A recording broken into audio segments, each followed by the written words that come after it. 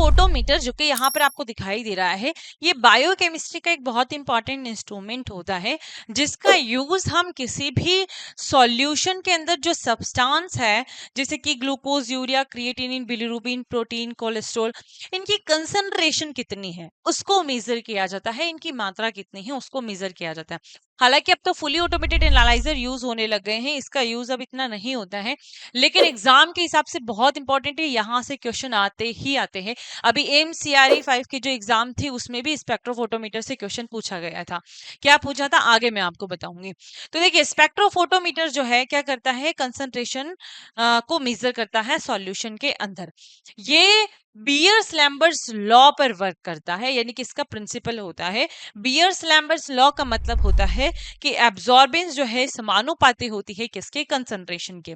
मतलब कि जो सॉल्यूशन है उसके अंदर सब्सटेंस की कंसंट्रेशन जितनी ज्यादा होगी, एब्जॉर्बेंस भी उतनी ही ज्यादा होगी। और अगर कंसंट्रेशन ज्यादा है तो एब्जॉर्बेंस ज्यादा होगी, और एब्जॉर्बेंस अगर ज्यादा है तो जो ट्रांसमिट हो रही वो लाइट कम होगी।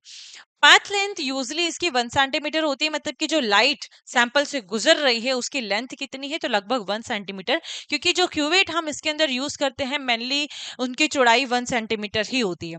चलिए स्पेक्ट्रोफोटोमीटर के बारे में यहाँ पे मैं आपको अच्छे से समझाती हूँ। सबसे पहले इसमें होती है यहाँ पर एक लाइट, है ना, जिसको मतलब ये दो तरीके की लाइट होती है। एक होती है मतलब विजिबल लाइट के लिए हम टंगस्टन लैंप यूज करते हैं, और यूवी लाइट के लिए हम यहाँ पर ड्यूटेरियन लैंप यूज करते हैं। इनकी वेवलेंथ यहाँ पर लिखी हुई है कितने एनएम होती है, तो समझ में आ गया।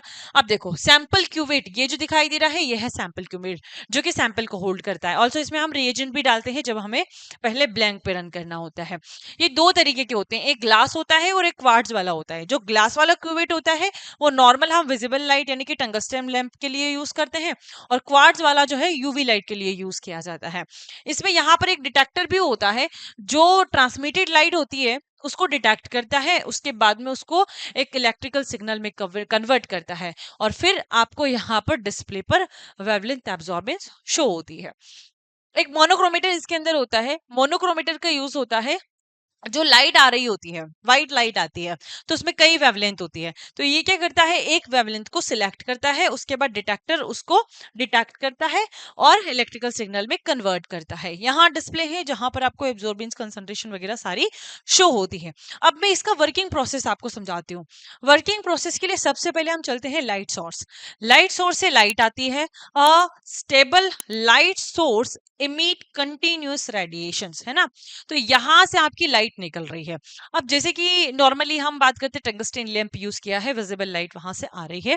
तो यहाँ क्या होता है, इंट्रेंस स्लिट यानी कि allow light to enter the monochromator as a narrow beam. होता क्या है कि इस व्हाइट लाइट से कई वेवलेंथ की लाइट आती है।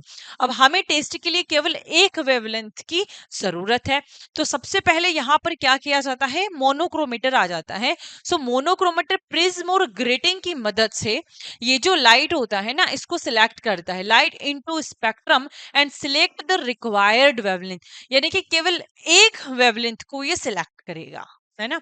यहां से व्हाइट लाइट आई कई वेवलेंथ वाली, एक लाइट को उसने सिलेक्ट किया, एग्जिट स्लिट, है ना, allow only the selected signal wavelength to pass through. यहां पर क्या हुआ था, इंट्रेंस स्लिट यानी कि allow light to enter the monochromator as a narrow beam, यानी कि इसमें इसने डाली लाइट। फिर यहां से एक सिलेक्टेड लाइट जो है आपकी गई कहां पर, क्यूवेट में।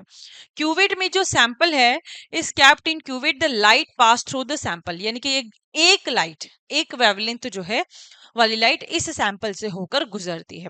उसके बाद आता है डिटेक्टर। तो डिटेक्टर क्या करेगा, डिटेक्ट करेगा, किसको डिटेक्ट करेगा, जो एक वेवलेंथ वाली लाइट है, detect the intensity of transmitted light and convert into electrical signals. अब देखो होता क्या है कि यहाँ पर रखा हुआ है सैंपल सॉल्यूशन, इसके अंदर सब्सटेंस की कंसंट्रेशन जितनी ज्यादा होगी वो उतनी ही ज्यादा लाइट को एब्जॉर्ब करेगा। अब उसने ज्यादा लाइट को एब्जॉर्ब कर ली तो क्या करेगा, वो कम लाइट को ट्रांसमिट करेगा, क्योंकि मोस्टली उसने सारी एब्जॉर्ब कर ली। आपने 100 भेजी, 70 उसने रख ली, तो 30 उसने वापस भेज दी।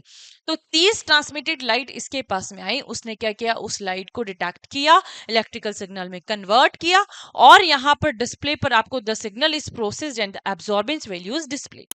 और वो यहाँ पर आपको वैल्यू बता देगा कि इतनी लाइट को सैंपल ने एब्जॉर्ब किया है। उसके बाद कैलकुलेट करके आप रिजल्ट निकाल लेते हैं और आपका रिजल्ट आपके सामने आ जाता है। ठीक है, तो ये था आपका स्पेक्ट्रोफोटोमीटर। आई होप आपको समझ में आ गया होगा।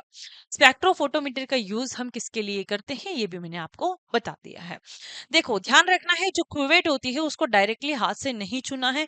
ऐसा नहीं कि आपका थंब जो है उस पर लग गया हो, आपका रिजल्ट गलत आ जाता है। हमेशा हमें पहले उसको ब्लिंक से रन करना है ताकि आपका रिजल्ट एक्यूरेट आए। कोई भी डस्ट क्यूवेट के अंदर नहीं होना चाहिए और आपका रिजल्ट बिल्कुल एक्यूरेट आएगा।